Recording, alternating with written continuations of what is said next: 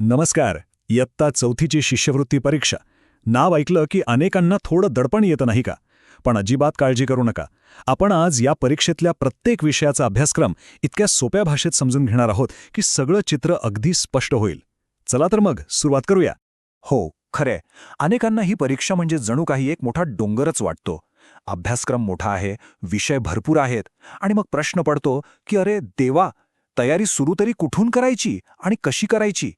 हे प्रश्न मनात येणं अगदी स्वाभाविक आहे. पण थांबा, घाबरून जाण्याचं काहीच कारण नाही.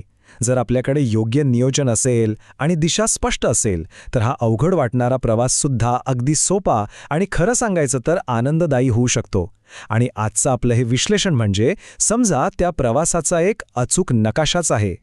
तर हा आहे आपला आजचा रोडमॅप. आपण आधी परीक्षेची रचना समजून घेऊ, मग प्रत्येक विषयाचा बारकाईने आढावा घेऊ आणि सगळ्यात शेवटी तयारीसाठी एक पक्की योजना कशी आखायची हेही पाहणार आहोत. चला तर मग सुरू करूया. तर आपल्या प्रवासाचा पहिला टप्पा परीक्षेची ओळख. ही परीक्षा नक्की आहे तरी काय, कशासाठी घेतली जाते आणि तिचं स्वरूप कसं असतं?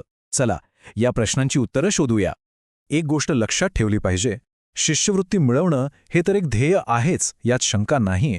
पण त्याहीपेक्षा महत्त्वाचं काय माहितीये? या परीक्षेच्या तयारीतून मुलांचा अभ्यासाचा एक असा मजबूत पाया तयार होतो जो त्यांना पुढच्या शिक्षणात खूप जास्त मदत करतो. चला, आता आपल्या नकाशावरच्या मुख्य रस्त्यांवर येऊया. म्हणजे परीक्षेचे मुख्य विषय कोणते आहेत आणि परीक्षेची रचना नेमकी कशी आहे ते पाहू. बघा, ही संपूर्ण परीक्षा मुख्यत्वे 2 पेपरमध्ये विभागलेली आहे. सोपं आहे. पेपर 1 मध्ये आहे आपली प्रथम भाषा म्हणजे मराठी आणि गणित, आणि पेपर 2 मध्ये आहे तृतीय भाषा म्हणजे इंग्रजी आणि बुद्धिमत्ता चाचणी. पाहिलं, रचना किती सरळ आणि स्पष्ट आहे. चला तर मग आता जरा पेपर 1 मध्ये डोकावून पाहूया आणि त्यातील भाषा आणि गणित या 2 अत्यंत महत्त्वाच्या विषयांची सविस्तर माहिती घेऊन. यातला पहिला विषय आहे प्रथम भाषा म्हणजे मराठी. आपल्या प्रवासातला हा एक महत्त्वाचा टप्पा आहे. आपल्या मातृभाषेवर किती पकड आहे हे इथे तपासलं जातं आणि खरं तर हा विषय खूप चांगले गुण मिळवून देऊ शकतो. बरं, यात नेमकं काय असतं तर मुख्य भर असतो आकलनावर. म्हणजे एक उतारा दिलेला असतो आणि त्यावर आधारित प्रश्न विचारले जातात. यासाठी रोज एक छोटा उतारा वाचायची सवय लावली तर खूप फायदा होतो. यासोबतच शब्दसंपत्ती, म्हणी, वाक्प्रचार आणि व्याकरणाचे सोपे नियम समजून घेणं गरजेचं आहे. आणि हो, कविता आणि त्यावरचे प्रश्न हा सुद्धा एक महत्त्वाचा भाग आहे. आता येऊया पेपर 1 मधल्या दुसऱ्या आणि तितक्याच महत्त्वाच्या विषयाकडे, गणित. हा विषय म्हणजे तार्किक विचारांची आणि अचूकतेची कसोटीच आहे. गणितामध्ये मुख्यतः संख्याज्ञान, मग बेरीज, वजाबाकी, गुणाकार, भागाकार यासारख्या मूलभूत क्रिया, भूमितीमधल्या सोप्या आकृत्या आणि मापन या घटकांवर प्रश्न विचारले जातात.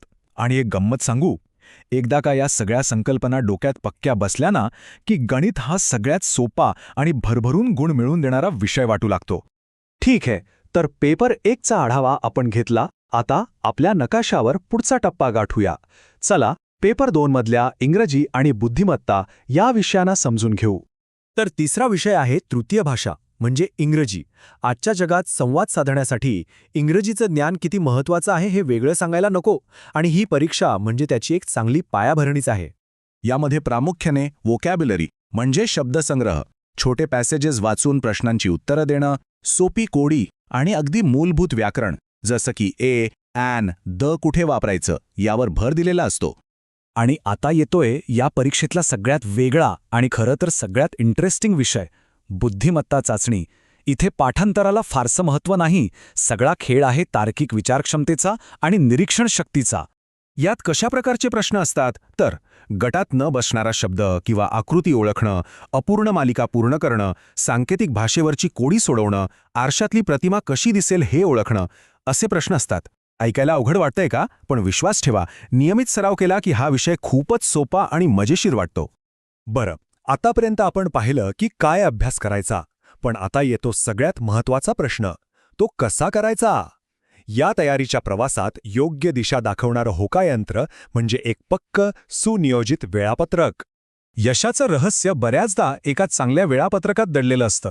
इथे बघा, एक नमुना दिला आहे. प्रत्येक विषयाला समान महत्त्व दिलेलं आहे. रोज थोडा वेळ पण सातत्यपूर्ण अभ्यास हे खूप महत्त्वाचं आहे आणि आठवड्याच्या शेवटी उजळणी आणि सराव प्रश्नपत्रिकांसाठी खास वेळ हेच ते बॅलन्सिंग आहे जे आपल्याला यशापर्यंत घेऊन जातं.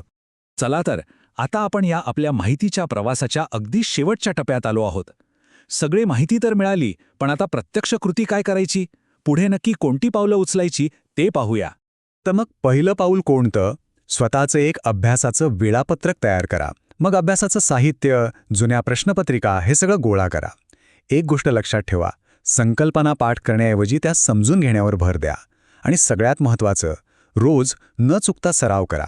सकारात्मक दृष्टिकोन ठेवला की यश दूर नाही. तर मग ह्या परीक्षेच्या आव्हानाला सामोरं जाण्यासाठी आणि यशाच्या दिशेने आपलं पहिलं खंबीर पाऊल टाकण्यासाठी हीच ती योग्य वेळ आहे.